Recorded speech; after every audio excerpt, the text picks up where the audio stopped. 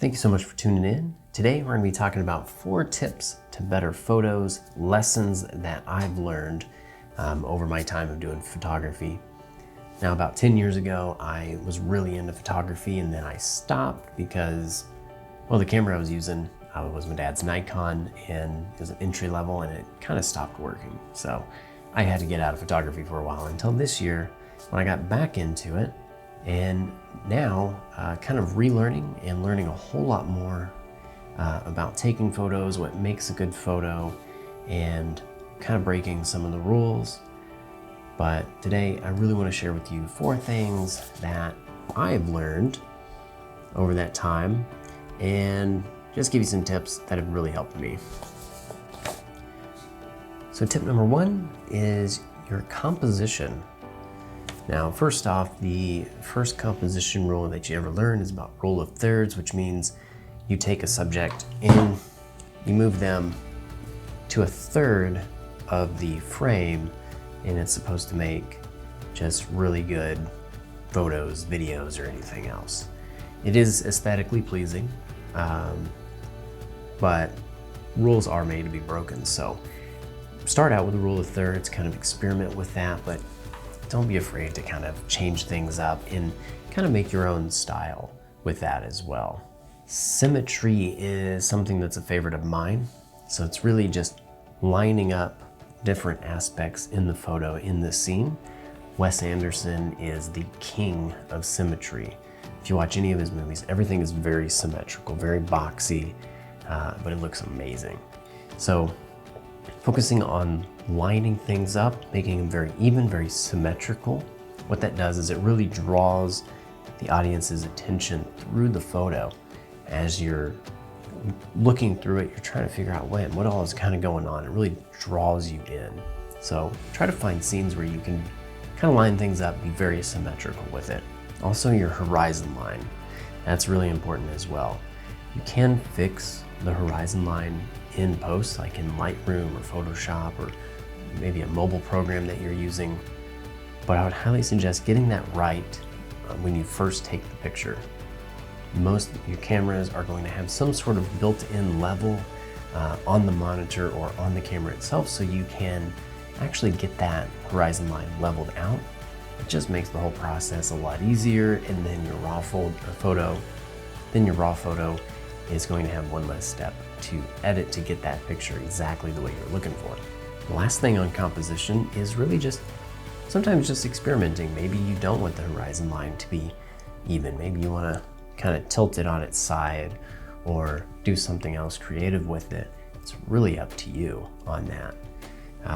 So yeah, don't be afraid to experiment with composition, moving people out of the rule of thirds, looking for symmetry in the photos, in the scene, and kind of playing around with that. Tip number 2, use prime lenses. Prime lenses are a bit more expensive, I know, but what I've found with them is they're very, very sharp. What I'm filming with right now is a 24mm prime lens, and what that means is it's one focal length. So if you get 24, 35, and 85, any of those, where it's just one focal length, it's very, very sharp. You can't zoom in, so you have to kind of move forward or move back when you're trying to get closer or further away from your subject. But what you also get are typically faster apertures. So like this 24mm can go down to 1.4, my 85mm can go down to 1.8. Whereas my zoom lens, it's a 16-35, it only goes down to f4. There are lenses that go down to 2.8, which is great, but you're not going to get those faster aperture speeds usually with a zoom lens. 2.8, maybe f2 is usually about as fast as you'll get in most cases. Prime lenses also force you to get a little bit more creative. Because you are stuck at that one focal length, you got to get creative with your composition, with how you're going to get closer to your subject, what you're going to shoot. You may not get exactly what you're looking for with another lens, but you may find that as you have to get more creative with this lens, you might get better images than you thought you were going to before. Tip number 3, start using manual mode. It's a little tricky at first, but practice with it and you'll get very, very good at it. What it does is it will give you more creative control over this scene. I started out using aperture priority, which is a great setting. I suggest not using auto at all. Even if you're starting out, aperture priority is just a much better setting to start out with. It's gonna help you start learning all three elements of a photo, which are your shutter speed, your aperture, and your ISO. By using manual mode, you get more control over all three aspects. So you can set your ISO to whatever you want. If it's really bright outside, probably using ISO 100. If it's a bit darker, maybe 400, 800, 1600, 32. And then setting either your shutter speed or your aperture, just depending on what you're trying to get out of that shot.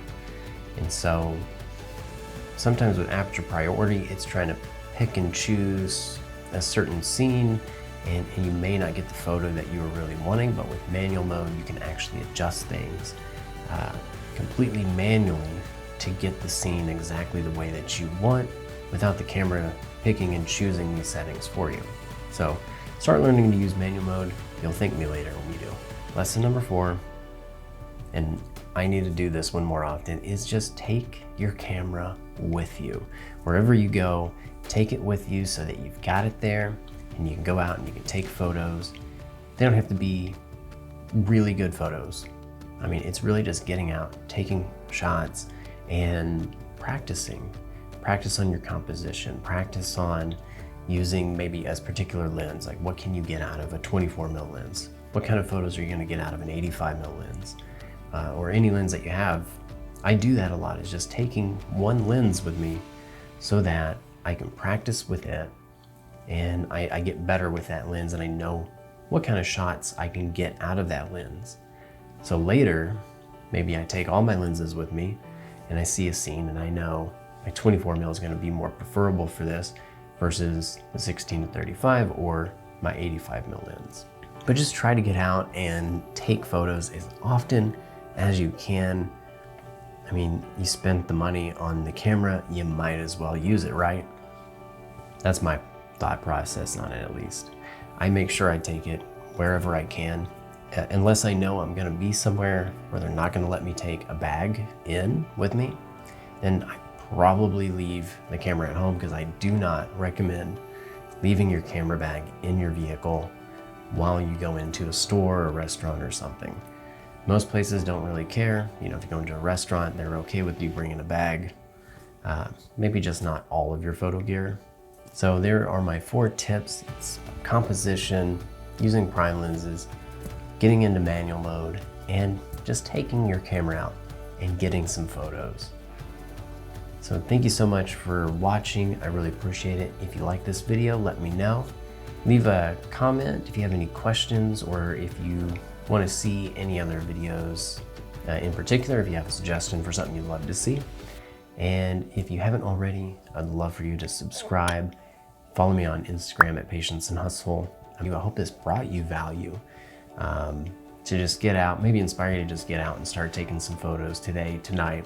If you are on Instagram, I would love to see your photos as well.